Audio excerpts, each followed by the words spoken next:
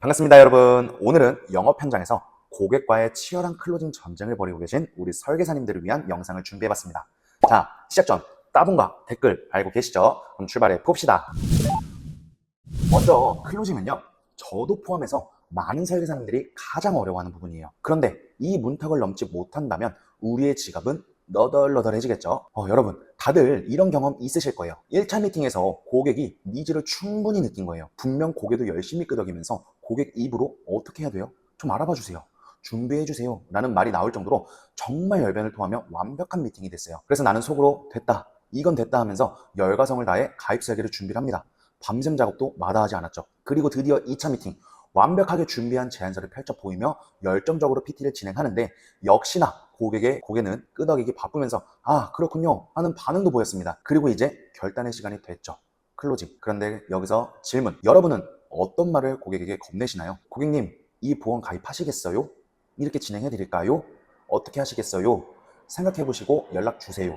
한 번 더 보시고 궁금한 점 있으시면 언제든 전화 주세요. 혹시 이렇게 물음표만 던지고 계시는 분 계실까요? 사실 제가 그랬거든요. 그래서 저는 계약 못한 적 많습니다. 이렇게 되면 고객의 입에서 나오는 말은 yes or no. 니즈가 확실하고 마음에 들었다면 당연히 yes가 나오겠죠. 그런데 반대로 니즈가 확실하고 마음에 들었어도 no가 나올 수 있어요. 왜요? 사람의 심리는요, 이 돈을 쓰면서라도 무조건 필요하고 가지고 싶다면 구매를 합니다. 그런데 그건 눈에 보이는 유형의 물질이에요. 하지만 우리가 제안한 보험은요, 필요한 거 알죠. 그렇지만 당장 아니고 앞으로도 아닐 수도 있잖아요. 그런데 거기에 더불어 무형의 물질이잖아요. 눈에 보이지 않고 가지고 있을 수도 없고 매달 돈은 나가는데 왜 나가는지 모르는 게 바로 보험이잖아요. 바로 이것 때문이에요. 그래서 니즈는 있어도 노가 나올 수도 있는 것이고 더불어 방어 본능 때문입니다. 손실을 회피하고 싶고요. 심리적 변화가 올까 걱정도 되고요. 뭔가 강요당하는 거면 어쩌지 하는 걱정도 있을 수 있고요. 이런 것들이 모여서 고객의 입에서 나오는 말은 좀 더 생각해 볼게요 라고 합니다. 그런데 문제는 바로 우리예요. 우리. 아쉽지만 네 알겠습니다 하고 돌아서고 계신 분 계신가요? 나도 강요하는 것 같고 팔려고만 하는 것 같고 이런 느낌이 있어서 더 얘기 안 하게 되나요? 만약 그렇다면 여러분은 지금 클로징이라는 문턱에서 스스로 발을 빼고 있는 것과 같습니다.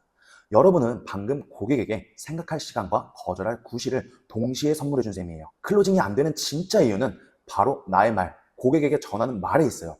우리는 너무나도 익숙하게 너무나도 무의식적으로 질문을 하고 있습니다. 물음표를 하고 있어요. 그것도 고객에게 선택의 여지를 주는 물음표를요. 생각해보세요. 우리는 단순한 판매원이 아니에요. 우리는 고객의 삶에 변화를 시킬 수 있는 전문가, 그리고 문제 해결사입니다. 여러분은 1차 미팅에서 고객이 가진 고민과 고충을 들었어요. 미래에 대한 불안감, 가족을 지키고 싶은 마음, 노후에 대한 막연한 걱정, 경제적을 고려한 보장의 가치, 그 모든 것을요. 그리고 2차 미팅에서 그 고충에 대한 명확하고 확실한 솔루션을 제시했습니다. 그런데 왜 마지막에 가서 우리가 제공한 이 소중한 솔루션에 대해 고객에게 다시 선택을 맡기는 건가요? 왜 다시 물음표를 던지고 있는 건가요? 가입하시겠어요? 이 질문은 고객에게 나는 당신이 문제를 해결해 줄 준비가 되어 있지만 당신이 원하지 않으면 굳이 강요하지 않겠다라는 나약한 메시지를 전달하고 있는 겁니다. 고객은요, 전문가의 확신에 찬 리드를 원해요. 클로징은 설득이 아닙니다. 클로징은 바로 각인이에요. 만약에 여러분이 병원에 갔어요. 의사 선생님이 점을 찍어주지 않고 자꾸 물음표만 나에게 던진다면 어떠실 것 같으세요? 반대로 여러분이 물건을 고치러 수리센터에 갔는데 난 몰라요, 전문가 아니에요. 그런데 수리하는 전문가가 나에게 계속 물음표만 던지면 어떠실 것 같으세요? 우리가 제공하는 이 솔루션이 즉 고객의 삶에 얼마나 절실하고 중요한지, 그리고 지금 당장 이것을 선택하지 않으면 미래에 어떤 손해가 발생할 수 있는지 고객의 마음속 깊이 명확하게 각인시키는 과정입니다. 이게 클로징이에요. 여러분은 고객이 이것을 안 하면 앞으로 더 큰 늪에 빠지게 될 거야 라는 인식을 심어줄 수 있어야 됩니다. 고객이 현재 문제점을 명확히 짚어주고 그 문제가 미래에 어떻게 악화될 수 있는지, 그리고 여러분이 제시한 솔루션만이 그 유일한 탈출구임을 각인시켜야 된다라는 거죠. 제가 이 내용을 한번 예시로 만들어 볼게요. 고객님, 지난번에 말씀하셨던 보험료가 너무 높아서 고민이다 라고 하셨잖아요. 그런데 보험료 대비 보장하는 부분은 아쉽게도 조금 미흡했었죠. 그래서 오늘 제가 안내드린 이 내용으로 해결해 드릴 거예요. 지금 이렇게 변경함으로써 저와 인연이 되신 거고 당장 빚을 바라지는 못하겠지만 향후 10년, 20년 뒤에는 고객님은 웃고 계실 거예요. 그때 저한테 소주 한 잔 사주시면 됩니다. 여기 아래에다가 성함, 서명 적어주세요. 여기에는 가입하시겠어요? 라는 물음표가 없어요.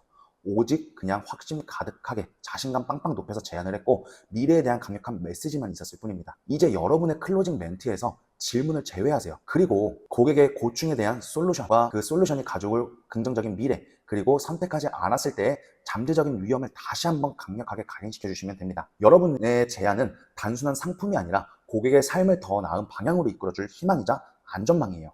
그 가치를 고객의 뼛속 깊이 만들 수 있도록 해야 됩니다.